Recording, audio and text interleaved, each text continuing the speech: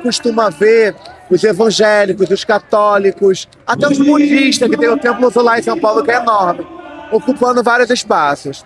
A nossa religião, ela já foi demonizada, escrachada, já passou por racismo tempo demais.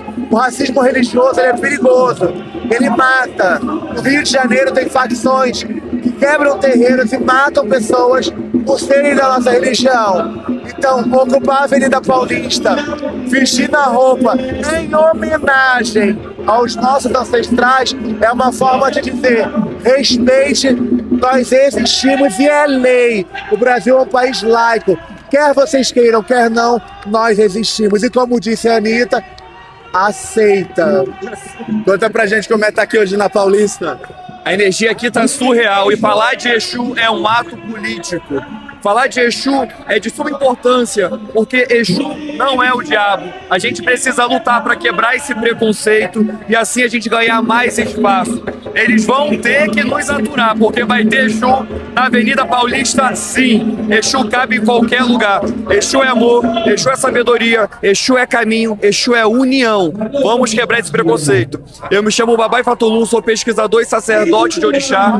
Faço viagens anuais para a Nigéria em busca do resgate dos conhecimentos que já foram perdidos aqui no Brasil há muitos anos atrás, ao longo desses 300 anos que o Orixá chegou no Brasil, e eu faço esse resgate. E venho aqui hoje falar sobre Exu Orixá, para acabar com essa discriminação. Muito obrigado pela sua atenção.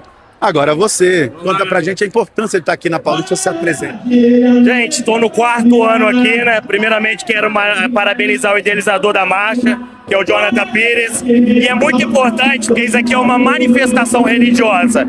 E é a maior manifestação religiosa da nossa fé, da nosso axé. A gente precisa ganhar espaço para o mundo nos ver, para o Brasil nos ver, para a gente ser respeitado. A gente precisa de ganhar espaço, porque ainda a gente sofre com intolerância religiosa. Então essa manifestação principalmente é contra o combate à intolerância religiosa no Brasil. Eu quero aqui, em partes, pontuar alguma coisa que é muito importante para nós, para você que irá ouvir esse vídeo.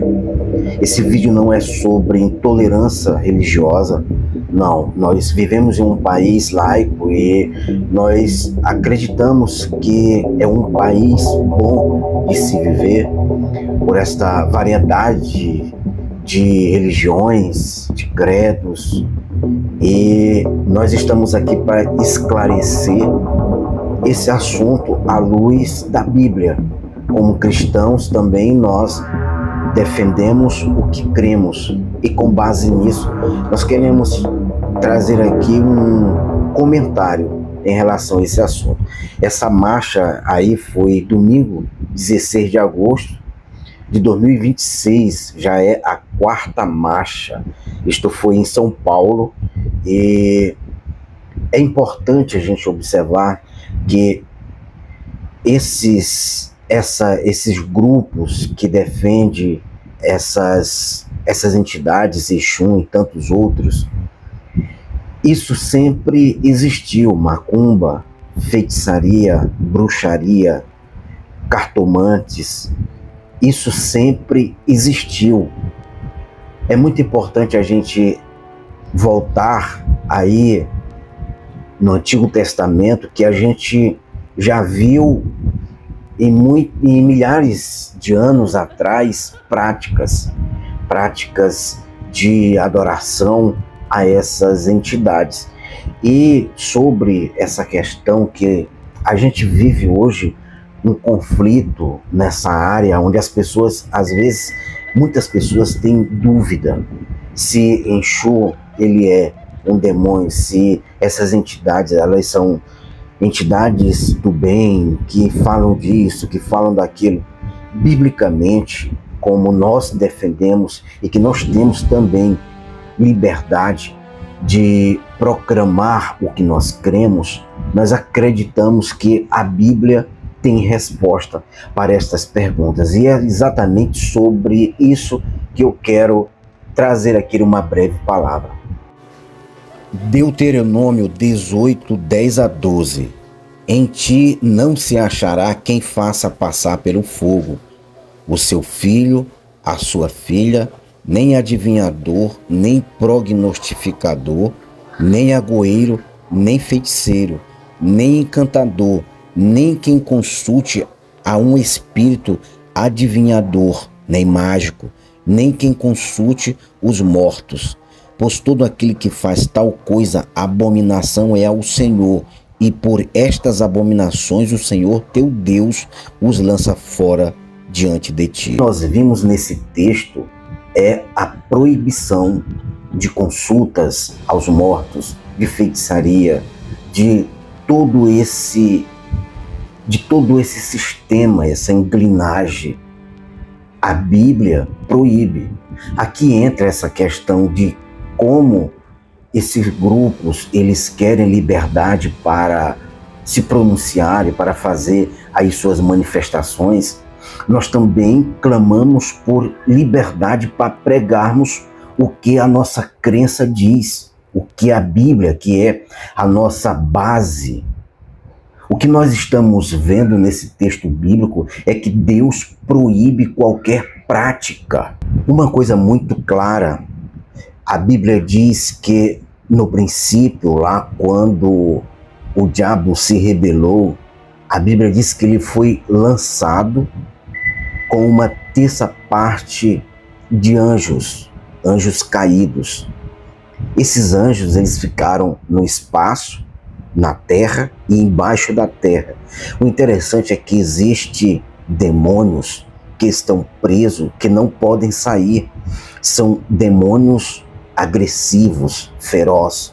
A Bíblia diz que eles estão presos em cadeias. Isto está em Judas, na Epístola de Judas. E o interessante é que quando esse anjo de luz cai, ele passa a ser um anjo caído, um demônio.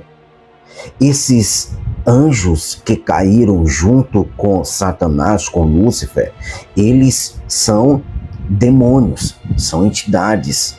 Esses anjos caídos, eles atuam no mundo espiritual.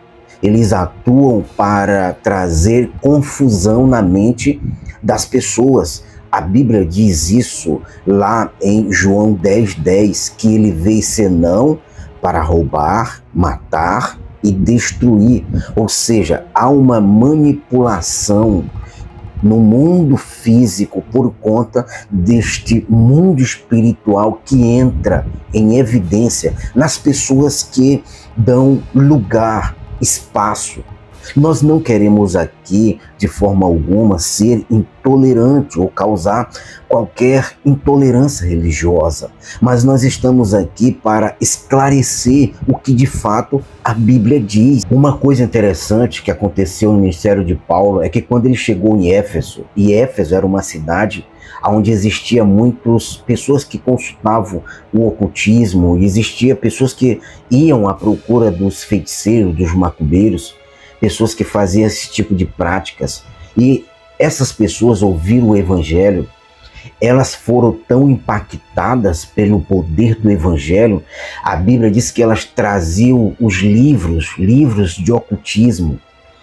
Você vê que essa prática é uma prática muito antiga. Isso não acontece, isso não existe só aqui no Brasil, não começou aqui no Brasil, isso é desde o princípio.